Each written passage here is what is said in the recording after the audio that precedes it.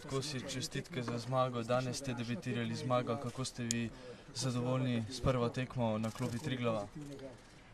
Ja, želeli smo si rezultat narediti v prvi vrsti, zato ker živimo v nevarnih vodah.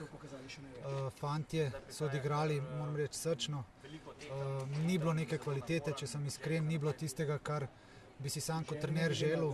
Bila je prisotna samo želja in nekaj posameznikov je odigralo zelo dobro, vendar pa v tem momentu jim moram čestitati za zmago, ker so točke le najbolj pomembne v tem momentu. To bo treba hitro pozabiti današnjo zmago, kajti v sredo vas čaka že nova tekma. Ja, sej, nam bo vsaka tekma ista. Moramo nabirati točke, če hočemo ostati v ligi in kljub temu pa bi radi nekaj več kombinatorike, nekaj več želje in nekaj več predrznosti, bom rekel, in da si upamo igrati. Ko pa preveč energije izgubljamo iz duela v duel in ko bojo fantje to duel, da je to v bistvu lažje.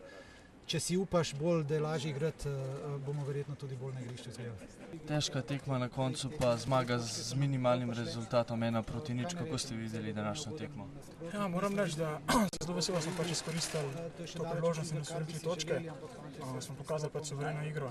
Res, da nismo imeli mnogo trenerja, nismo veliko časa za treninge in za delo, ampak se nam je nekako poklopilo, tudi malo sreče smo imeli.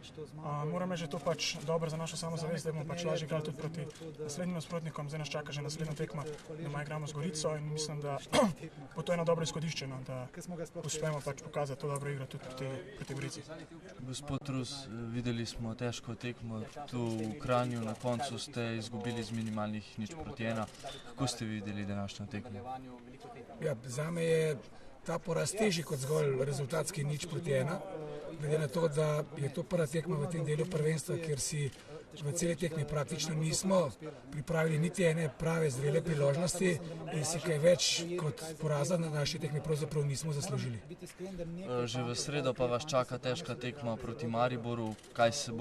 Nekaj bo treba spremeniti? Ja, zagotovo bomo spremenili, ker vsako tekmo sta 2 ali 3 igralci, ki ne morejo zaradi kartonov ali pa poškodb igrati, tako da tudi po današnji tekmi najmanj 2, to je Vrhovec in Verbič, proti Mariboru ne bosta kandidirala za moštvo. Morali bomo poiskati izmed igralcev, ki so še na voljo, se pravi tiste, ki bi se lahko najbolj konkretno uprli zagotovo v tem trenutku najboljši ekipi v Sloveniji, to je ekipi Maribora.